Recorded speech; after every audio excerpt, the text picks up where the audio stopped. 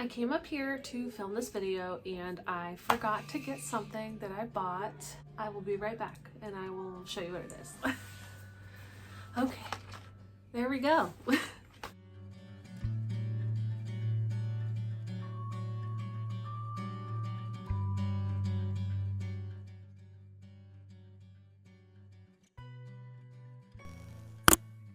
Oh my god, it wasn't even on. It should be on now. I got them from Amazon. That is what the box looks like. And they were actually pretty cheap. I want to say they were under like $20. So it is currently October 31st, 2024. And I want to talk about everything that I worked on this month. And just so you know, it's not a lot. I really only worked on probably 3 things, but I mostly worked on this West Knits MKAL. I'll sit here and talk to you about it while I am knitting. Now, I am very far behind on this project. I haven't even finished the second clue yet. I already know what the shawl is going to end up looking like because all the clues have been released, and so I'm kind of just taking my time and going at my own pace. I don't want to rush myself because that is when mistakes happen, like they did this morning. I will post a picture right here of what happened this morning.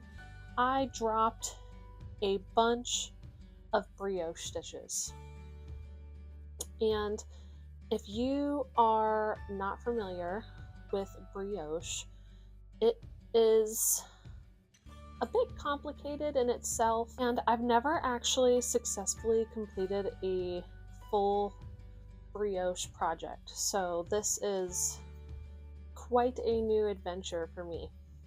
But I've only accidentally dropped stitches once in the first brioche section, and once this morning. I'm currently working on the second brioche section, and I kind of just took my crochet hook and tried to somehow fix it. I mean, you can definitely tell that I made a mistake and attempted to fix it, but I tried watching West Knits YouTube video on how to fix brioche, and I watched a couple other ones, and I just couldn't get it. So I just kind of wung it and did my best to make it look half decent, but I'm not sure if you'll be able to tell. That is where I messed up, and then that's what it looks like on that side. Kind of looks like a mess, you know, but I'm not making this shawl for anybody. It is for me. I am okay with the little mistakes. I'm in the West Knits group for this shawl, and actually surprisingly there is quite a bit of people who are at the same stage where I'm at. So they're just, you know, a couple clues behind. Out of 4 clues, I'm about to finish 2. So after this brioche section, I will have another section like this. So like these bubbles here. I'll have another section like that, and then I will start clue number 3. I'm not sure how I feel about clue number 3. Just looking ahead, it looks like a lot of short rows, which I've never really done a really big project with short rows either, and it's basically just short row triangles all the way across. So it's all the way, this is scrunched up obviously, but it's all the way down. I don't know the exact stitch count right now, but it's pushing 400 stitches wide. Doing a bunch of short rows down 400 stitches just doesn't sound super fun. So I think I'm definitely going to slow down and try to take my time with that part because I don't want to get bored. I just want to get this project done. And looking at clue 3 and clue 4, those are going to take a while. Anyway, I'm going to show you guys what this project is looking like more up close, and then we will talk about everything else that I worked on in October. Okay, so this is what clues 1 and 2 are looking like. So clue 1 was these semicircles and these garter stitch triangle pieces here, and then the end of clue 1 was this bubble section here. Clue 2 is the brioche section, or like I said, you can do the eyelet section too. Kind of gave you an option on either or. I chose to do brioche, and then another bubble stitch, and then I actually decided to swap my main color and contrast color for the second section of brioche, and that is kind of what it's looking like. So yeah, that's the section that I kind of just BS'd my way, I guess, with a crochet hook trying to fix, but it's a little less noticeable on that side.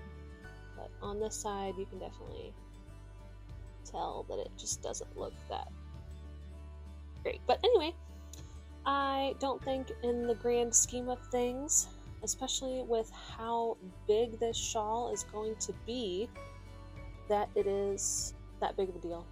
So I'm not going to stress about it. I almost gave up when I dropped all those stitches. I was like, oh my god, what do I do? FML.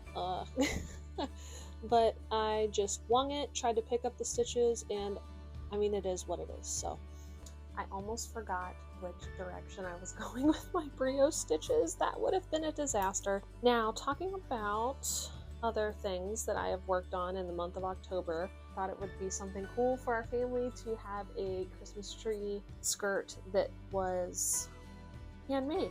I worked on that. So I crocheted some pacifier clips, and I actually wrote out a pattern for it. So I'll link the pattern down below. It's really simple. I already have a tutorial on how to attach the yarn to the pacifier clip. They're really suspender clips. I got them off Amazon. I will link that video down below too. But I challenged myself one day to see how many I could make. And as some of you may know, that our parents, it can be difficult to be chasing around your little one and being able to find time to do any kind of crafting, really. Hence why I am still working on clue 2 when all of the clues are already out. But that's okay. It's totally okay. A little bit of progress is still progress. So, and I wouldn't have it any other way. I love chasing him around. But anyway, we were always losing pacifier clips. So I decided to make some of them, and I thought they turned out really, really cute. And they're also 100% cotton, so they're okay for him to like chew on because he is teething quite a bit. I will tag the pattern down below if you are interested.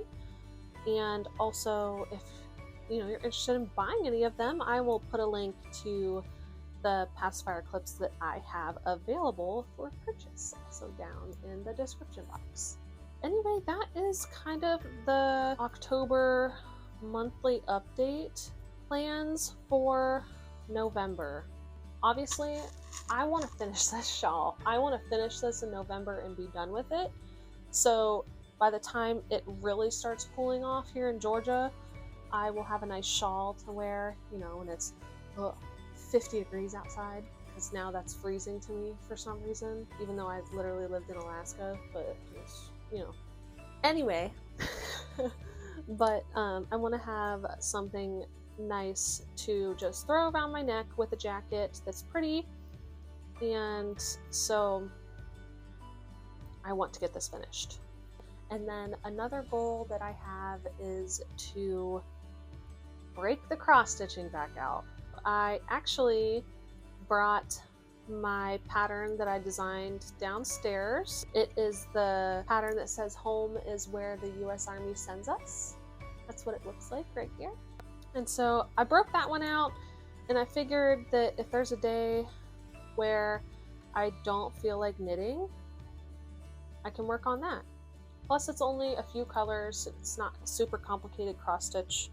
So I figured that might be fun to work on and give my hands a little bit of a break, because I'm getting to the point where I am getting bored with this. It's getting heavy. Well, I guess bored is a bad word. It's getting heavy and it's getting big and it's a lot of stitches. It's like, you know, like I said earlier, it's almost 400 stitches wide. And so it's just becoming a lot.